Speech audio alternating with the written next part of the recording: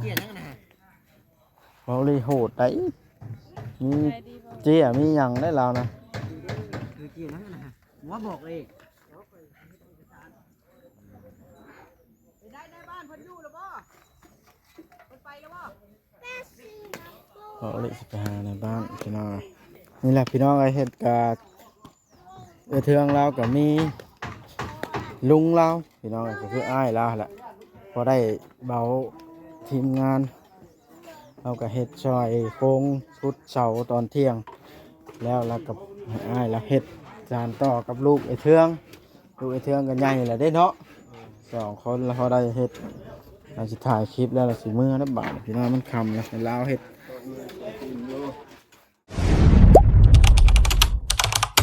อย่าลืมกดติดตามเพื่อเป็นกำลังใจให้ผมด้วยนะครับทุกคนขอบคุณมากๆครับพี่น้องเปิดภาพขึ้นเนาะบาทเลยทางสะเทืองเพิ่นกำลังเจือนขี้ดินเนาะคำแล้วบาทเลยเนาะเขาก็ขอเวลาถ่ายคลิปก่อนบาทเลยสิบ่มีคลิปลงพี่น้องเลยเขาก็เฮ็ดตูบน้ำอันนั้นกับอันลูกอันนั้นกับลูกสาวเทืองพี่น้องลุงสบายดีเด้อสาวเทืองเด้อคันมันอ่อนล่ะคุดเจือนลงมาแล้วไอ้เทืองเลยคุดแล้วเขาก็ซ้อนลงมาดีแล้วมีโพนบ่ได้ซื้อดินเนาะอันนั้นถ้ามันแข็งกันโยกน้ำใส่อันนั้นล่ะเอาคู่มาถอกใส่มื้อเช้ากับคุดแต่เช้าๆนะแต่แดดบ่ทันมีพอสบายดีน้องเด็กพี่น้องเลยลูกเรากันใหญ่เป็นบ่าวแล้วเราเลยโหดได้มีเจียมีหยังได้เรานะคือเจียนั่งนะหัวบอกเลยได้ในบ้านพันยูหรือเปล่าไปแล้วบ่เราเลยสิไปหาในบ้านพี่น้องนี่แหละพี่น้องไอ้เฮ็ดกาเทืองเรากับมีลุงเราพี่น้องก็คืออ้ายเราแหละพอได้เบาทีมงานเราก็เฮ็ดซอยโค้งชุดเสาตอนเที่ยง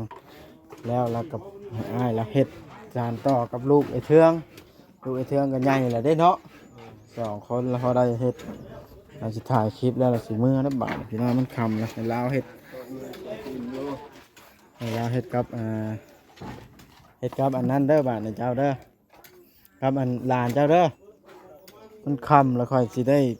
เมื่อได้ก็ถ่ายคลิปนี้จบนะเพิ่นก็มีอันนั้นพี่น้องมีผู้เฮ็ดสดเฮ็ดซอยอยู่ก็ถือว่าเบาบางไปใครกว่าบ่มีผู้เฮ็ดซอยคือแม่ตุ๊กแก้วนี่ว่าเราบ่มีผู้ซอยจะบ่ายก็เลยเฮา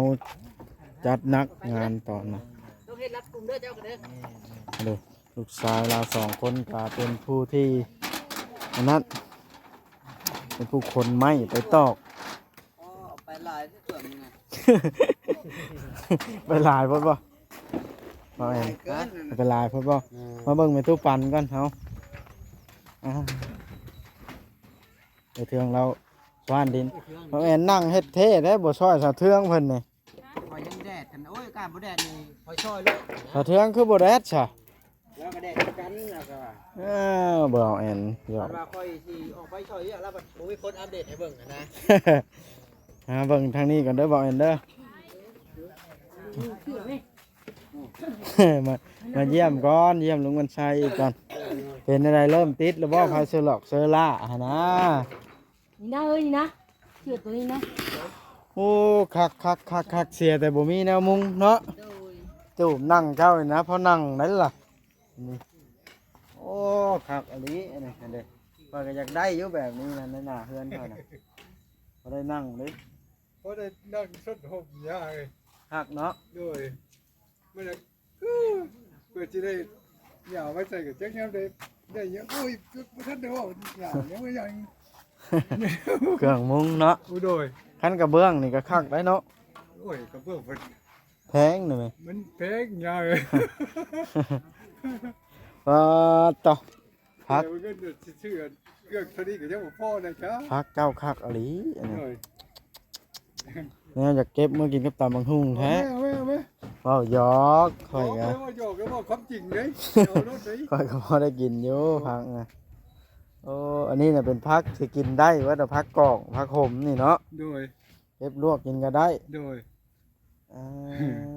เจ้าเก็บเอาตู้เย็นห้างตามอันคนถิ่นนะปะ เบี้ยวเพชรเนี่ยเอามาปลูกช่วยแน่ อ๋อจะค่อยสิปลูกในสิได้ค่อยก็ ก็บ่ได้ออกให้ออกน้ำมันก็เลยบ่มีคนปลูกก่อนนะ ก็บอกว่า แม่นแม่นแม่น ผักกาดผักบัวไอ้ผักบัวผักอันนั้นนึกพอได้กินอยู่ โดยโดย เปื่อย เนาะ ผักกาดเปื่อยผักบัว อากาศมันร้อนมันปลูกบ่ได้ดอก โดย ลุงเอ้ยมันได้ก็นะ มันห้อนก็จริงบ่ห้อนก็จริง เพราะว่ามันฝนตกค่ำนั้นมันเปื่อย แม่นแล้ว มันเป็นโอกาสแบบใดไปได้ มันร้อนนี่ละลุงเอ้ย ที่แม่น เนาะ โดย ใช้สิติดบ่อนใดก็ไฟเซลาเซลลได้มาใหม่นะ เด้เด้ สิติดละ ติดแล้ว ติดเรียบร้อยละ โดย มันนี่บ่อะนะ โดย เออ ตัวนี้ก็อยู่ห้องน้ ตัวหนึงอยู่ห้องน้ำ ำโดย อืมตัวหนึงอยู่นี่ ตัวนึงอยู่นี่ สามสิงหุ่งบาทนี่เนาะ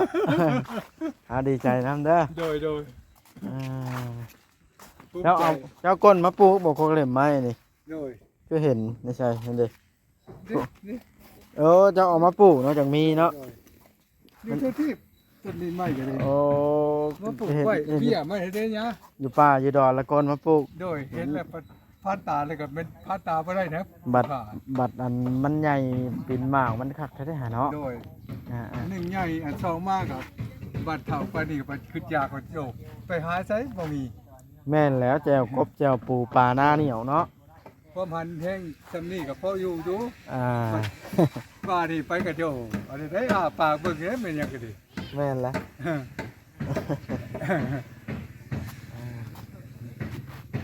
นั่งแม่เนี่ย เอานั่งเดี๋ยวค่อยสิไปถ่ายคลิปเท่านั้นก่อนเด้อสนะ เดี๋ยว อยู่ดีมีแห้งสบายดีลุง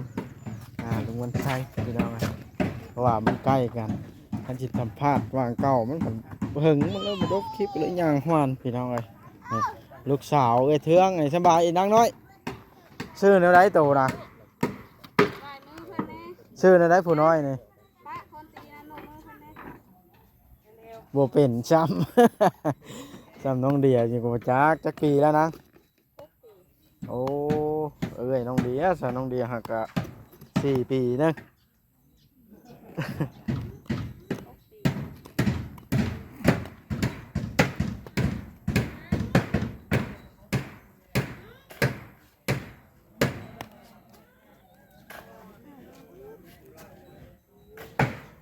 เบิ่งสิพาไปเบิ่งพี่น้องพาไปเบิ่งลูกชายไอ้เทืองกับลุงเขานี่เบาเฮาไปหลายเติบแล้วเพิ่นมีอันคนเฮ็ดหลายพี่น้องคันสิเฮาสิเฮ็ดเพิ่นแบบอยู่ว่างๆนะครับก็เลยให้เพิ่นเฮ็ดเป็นเวลาโตแล้วคงหลังคานี่เฮาก็เฮ็ดโตที่ว่าเพิ่นบ่ค่อยเป็นนะ เข้าว่าเลยกับปูว่าที่เข้าของพวกเขาเลยกับปูตบกัน อืม ให้เขายัดก้นเอาออกเลยมันคิดว่าเอายาวมันเป็น โอ้เจ้าสิเฮ็ดจนจำหัวบ่ลุงฮะโอ้ก็ดีแล้วรอนออกซะตัวนี้ บ่เดี๋ยวมันสิเฮ็ดอันนั้น วางถ้วยนะป่ะเอามักนั่นใดก็เฮ็ดเอาแนวนั้น แล้วก็ถือว่ามีหนุ่มๆ2 หนุ่มแล้วพี่น้องเอ้ยยาวระวังนะน้องเอ้ยเกือบทับตีนนี่ฮะ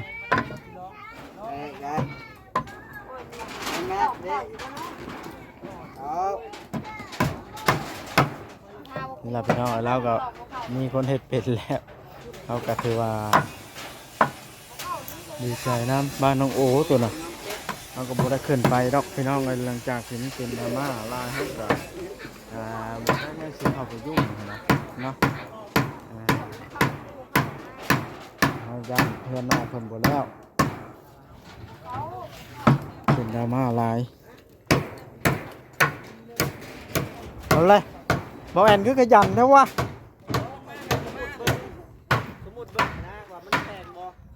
โอ้ยอ้ายนี่ให้ขยันนะลินี่ ขยันขยัน นับไปไม่ได้50หมอแอนมันไม่ได้50เทื่อคุดนับ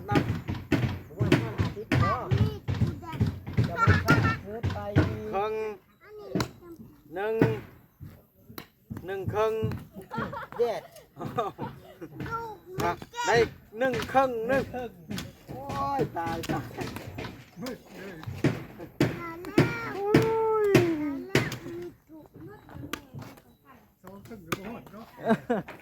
หนึ่งครึ่งตายแล้วเห็ดแบบเอาซอดมากี่ไล่โอ้ โอ้มันแดดกันมันบ่แดดกันที่ซอยเอ้ยเราอยู่เฮ็ดคือตัวเองดูนี่แหละได้ไหม โอ้ย ว่าหรือไหม เมื่อไหร่คอยตอกมุ้งสังกะสีจนแล้วผมมาถ่าย หน่อยขอบ่ทันเมื่อง่าย เพื่อว่าสินับเพราะแต่ได้หนึ่งครึ่งบวฮอดสองซับกี่ไล่แห้งรีบอกในรอบพี่น้องเลยอันนั้นคือคอยว้าวแล้วสะเทืองเลยถ้าออกน้ำใส่ตื่นมาเราจะคุดน้ำฝนตกนี่มันซุ่มถ้ามันแข็ง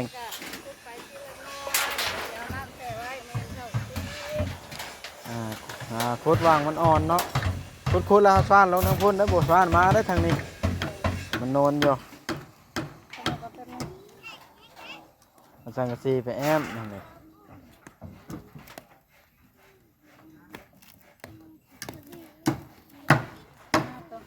ฮ้อนอะไรอะลมมันนี่เป็นฮ้อน ห้อนไหน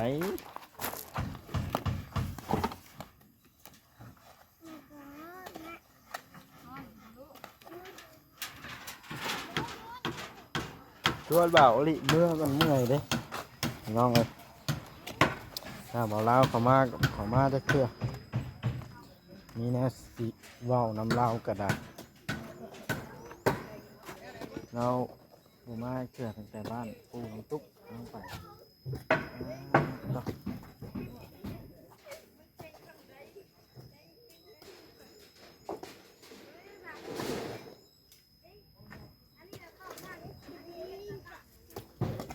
ไปสัมภาษณ์บ่าวลิกันเปิดทางลูกสะเทืองเฮ็ดหุ่มช่อยกันนั่งลุงจนบ่มีวางย่างเข่าพี่น้องไอ้ดีใจได้เห็นภาพเลยมาสัมภาษณ์บ่าวลิเหมือนกันว่าเพิ่นเป็นอะไรสบายดีเป็นอะไรไปหาพ่อบ้านเฮ็ดหยัง หนังสือเมตุแก้วให้มันเลี้ยวได้บ่ครับ ฮะ เฮ็ดหนังสือเมตุแก้วให้มันเลี้ยว เอา เพราะว่าผู้รักผู้ใหญ่เป็นฝากมาให้เว่านี่ดำเนินการดีนะนี่นี่ ไปซื้อเองนะ นี่ บ่ให้ซื้อเอง คือว่าดำเนินการในเด้อนะให้ก็เลย ที่อยู่ว่าคอยเก็บแล้วเนี่ยตัดคลิปเด้ เป็นอะไรเพิ่นว่าให้เฮ็ดให้มันแล้ว แล้วล่ะดิ เรียบร้อยบาด แม่ นะ นบ่นี่เก่งบ่ เก่งมาก ในบ้านมาแล้วบ่ มาแล้ว ดีเฮ็ดให้มันต้องตาม ป้องกันไว้เนาะกันดีกว่า บ่ แก้ ว่าเฮือนหลังใดพี่น้องเบาดีอยากให้แนะนำให้เฮ็ดนี่บ่ว่าชายบุญคนใด เฮ็ดแบบนี้ เฮ็ดแบ เรา บว่า มันแจ้งเลยใช่ ซื้อให้แล้วห้ามขายถ้าบ่มีเหตุอันควรหรือว่าบ่ผ่านบุคคลนี้นั่นบุคคลนี้ บุคคลที่สร้างบ้านให้เนาะ เหตุ ห ผ รือ ล ล่ะ เพียงพอ แอมอนุญาตเนาะ ง่ายบ่ ง่าย ก็คือว่านั่นก็อันนั้นแบบว่าให้ปึ๊บมองแล้วเราเพื่อขายก็มีเนาะอันนี้เราต้องได้มาถามเหตุผลก่อนถึงขายได้เนาะว่ามันจำเป็นบ่หรือว่าบางทีขายไปที่รถชื่อๆแบบนี้คนซอยบอกอันนี้เนาะ นี่คือตัดคลิปเด้อ ให้ได้จังเฮ็ดเป็นเฮ็ดเลย ไผนี่แหละมีโฆษณาได้นี่นะจะโฆษณาอีกอย่าง เรียบร้อยบานนี้เนาะ เอาละขอโทษ นี่แหละพี่น้องเลยเรามีคนไปเรื่องดินปูแก้วนั่นเด้เรือนครัวนี่ก็ใกล้สิแล้วแล้วเนาะพี่น้องเสียงดังทั้งคืนก็ได้เราตอกมันนั่นพี่น้องตอกเรือนนอกโอริโอโอ้บ่าวแสนกับบาวซาลีอยู่เทิงพี่น้องเลย เดียวกันปะเจ้าผู้สื่อของข่อยตัวนี้ เจ้าบ่ได้ดึงเข้าไปเด้อ มันแล้วได้ป่ะนี่วะ แม่นน้องมันกับลุงเราเห็นแล้วอะไร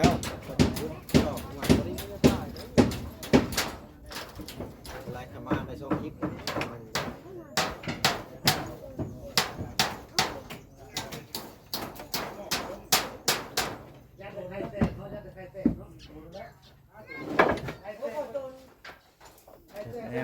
ได้สิแล้วพี่น้อง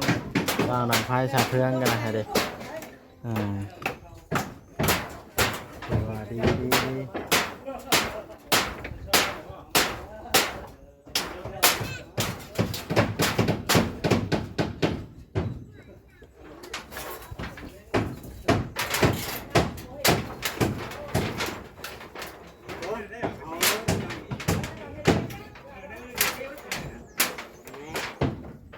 พามันมาอัดหรือว่าเดี๋ยวไหน ก่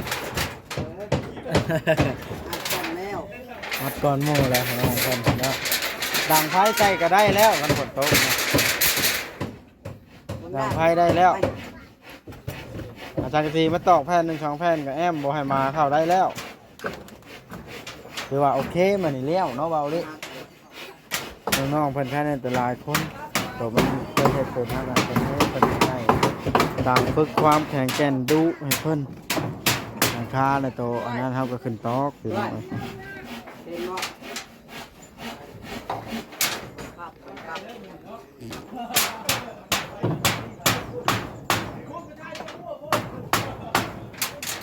เห็นได้เบาดิ เรื่องไหน แล้วเฮาสิเมื่อค่ำบ่มื้อนี้ เจ้าหน่อยเมื่อแล้วค่อยฟ้าไว้อะนะว่าอันนี้ก็แค่แล้วบ่แล้วก็แค่มันแล้วทำนี่ได้แป๊บเดียวก็ให้น้องๆเขาเฮ็ดได้ก็แล้วเขาเฮ็ดไปแล้ว แม่นนะ ถ้ามามันก็สวยแล้วเด้จะมาแต่ชโนอีกมั่ง โอ้ยข่อยเฮ็ดกับลุงกับง่ายแถวเทืองพุดปุงขึ้นโค้งตอก ด้วยอากาศแน่นะมันอากาศร้อนจะเฮ็ดหยังได้เนี่ย คิด โอ้ยข่อยยอมแล้ว นะนอนบ่ได้น่ะบ้านมีแต่เงียบเหงาบ่มีจักคนพี่น้องเอ้ยเพิ่นกำลังไปเวียกไปธุระอยู่ นั่น ภูมิใจเด้มเราอะ เรื่องไหนล่ะ นะ เรื่องไหนล่ะ หลายเรื่องเดี๋ยวนี้นะ เรื่องไหน มีแต่ว่าเขารอรุ่นเชื่อๆหลายเรื่องเบาเลยอุกอังเอาตอนนี้ไหนจะเรื่องต่างหน้านะ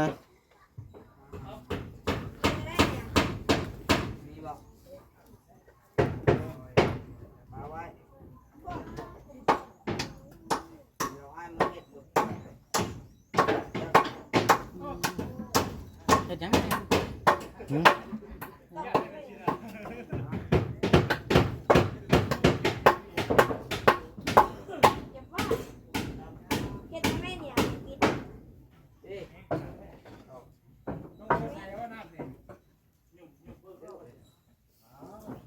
อ่าเนาะคลิปนี้ก็ถือว่าสมควรเลยนี่เนาะ พอแล้ว จบคลิปเลยเนาะ ไปเริ่มเครียดแล้วเด้นี่ เกี่ยงเนี้ยนะ จี้ที่ข่อยเพียงกำลังเลิกเรียกข่อยเป็นมาจี้ที่ข่อยกำลังเลิกเรียกที่นี่ บ่แสนเนาะไงเด้อบ่แสนเด้ออ่า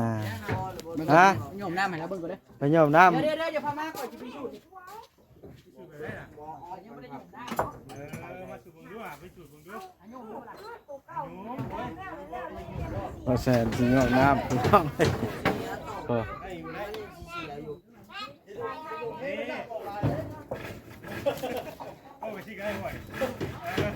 นั่นเลย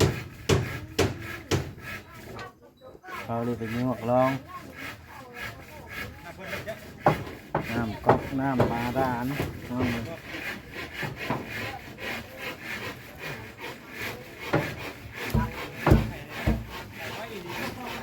เอาพี่น้องไอ้บ้านในคลิปนี้เราสิจบก่อนได้นี่พี่น้องเอ้ยเด็กน้องๆคนกำลังเฮ็ดนี่เมื่อยแห้งเลยมาเลยสิพักผ่อนกันพี่น้องเอ้ยเบิดมือเบิดเรียนทำมาแต่เช้าโอเคเด้อพี่น้องเด้อเนาะ